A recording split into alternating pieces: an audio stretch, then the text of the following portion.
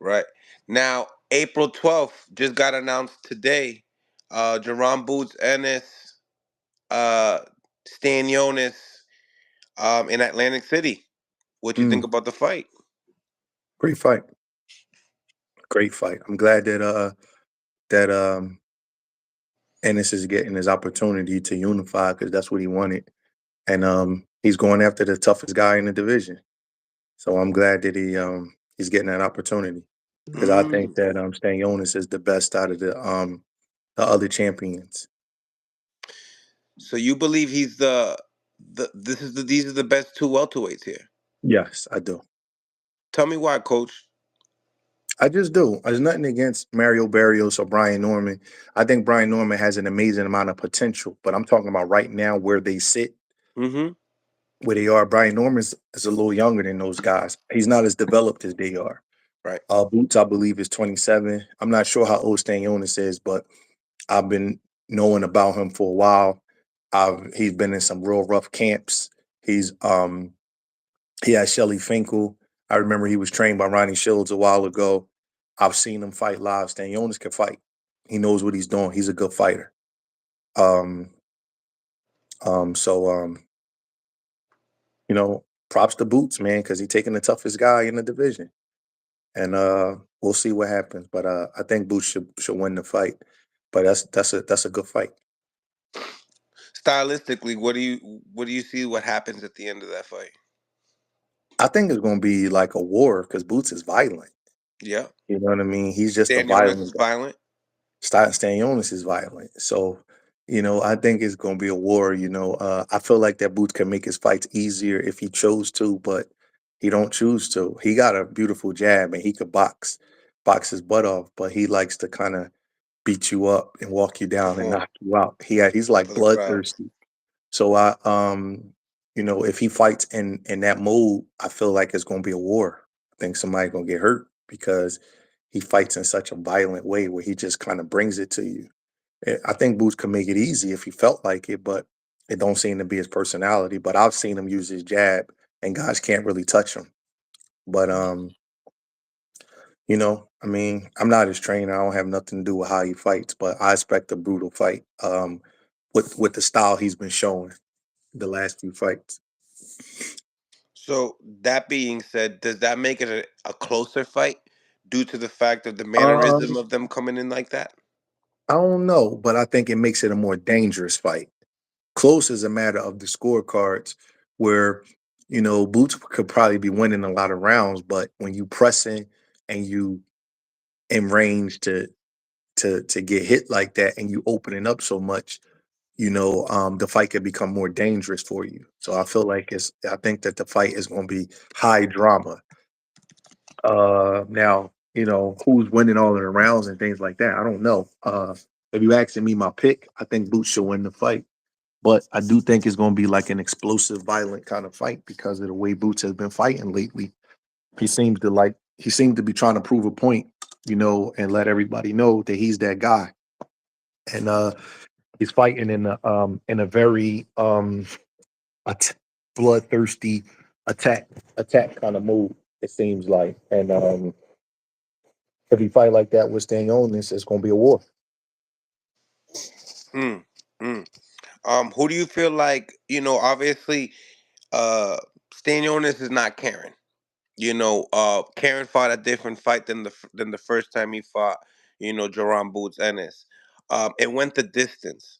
Uh, Karen went down, but in this fight per se, what do you feel like, Stanionis can do that Karen wasn't able to do? We gotta see, but here's the thing, man, about the levels in boxing. And this is something that people don't get and don't understand. The more video footage out up on you, the better the opponents do. That's why consistency is one of the true measures of greatness. Because if you could be consistent for 6, 7, 8, 9, 10 years at the top level, you really are honed in on your skill set, and your mind is really like really, really sharp as far as being able to process what other people are trying to do to you. Sometimes a guy can come along and he can catch people by surprise because nobody ever seen him before. But the thing about Boots now, in Philly, everybody knew how talented he is. But now, the he's getting seen at the national level. People have seen him go 12 rounds twice with Karen. They're picking up on things. So that in itself will make the fight can make the fight difficult for Boots if Boots don't evolve and get better as the fights go on. Because now people pick up little things like, okay, you can do this. Okay, you could do that. And it doesn't mean that he's not the goods. It just means that he has to just adjust to people adjusting to him. You know, so that's just a true mark of greatness. Can you be consistent at the elite level? Can you go for 7, 8, 9, 10 years at the top level and win most of your fights where the other coaches and the fighters, they get to pick up every single flaw that you got and you still overcome it.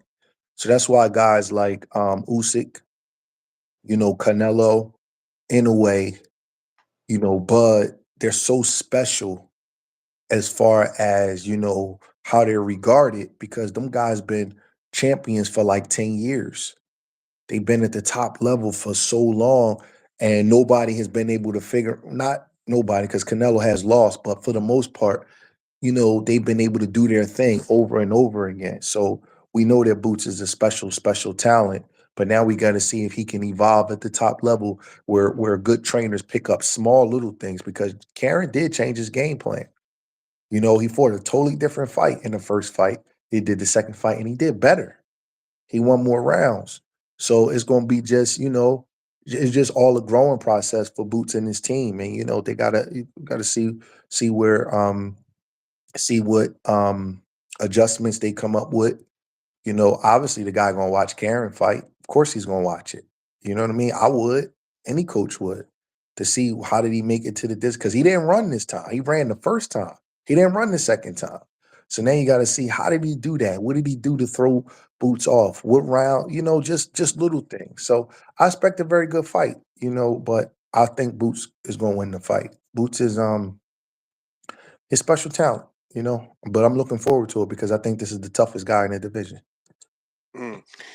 Now, that being said, obviously it's the toughest guy in his whole resume as well. Boots. Yes. Both fighters actually, right? Yes. Wow, yeah. So, bomb burner. You think it's going to be a war? Something to, and you'll be present. It depends on what I'm doing, man. That's a Yeah, long time away, man. I can't. yeah, It's hard for me to say what I'm gonna be doing in April. yeah. True, true. You could be having another one of your fighters could be fighting. That's true. I could be, I could be in camp. I could be anywhere. And I have no idea what I'm gonna be doing in April. But I'll tell you one thing: I will be watching it. I will be watching. I really enjoy watching Boots fight. How big is this fight for Boots? Obviously, he carries the IBF title, and it's like he's a big kid. You know what I mean? Unifying the division. I mean, do you feel like that gives him a complete different advantage point, not just by unification, but also being able to rehydrate? Um, yeah. I Make mean, you that's up. stay a little longer in the division. All these younger guys from 140 saying they're moving up. Do you think they pump their brakes? Do you think they Well, still go 40, here's the funny 47? thing about that. You gotta that second day weigh-in, it depends on what sanctioning body is presiding over the fight at that particular time. Because I had to do the second day weigh-in when Julian for Herb, and it was for the WBA and the IBF belts. So we just gotta see which one takes precedence at that time. So I think hopefully for Boots, it'll be the WBA so he can put more fluid in them earlier, but I don't know. That's up for him and his team to decide. That's a tricky situation. Um, but I think it's a huge fight for him because unfortunately he didn't get the fight for his title in the ring, and he's a competitor and he wanted here and then knew. But and these fans are so tough when they're so critical. They always calling somebody email champion. I think that probably bothered him a little bit, and that's why he wants to unify. But for the guys that get the belt through email, it's because somebody didn't want to fight him. It's because a champion didn't recognize him as the mandatory and didn't give him a shot. So therefore, they got awarded the belt because they was the interim champion for a certain amount of time. So the fans are, a lot of fans are idiots. I'm being honest with you. They call fighters email champions, and you got people in the media um, repeating that. But that only happens when you don't take step aside money. That only happens when you say, "I want to fight my mandatory. I want to fight him," and the guy don't give you a shot.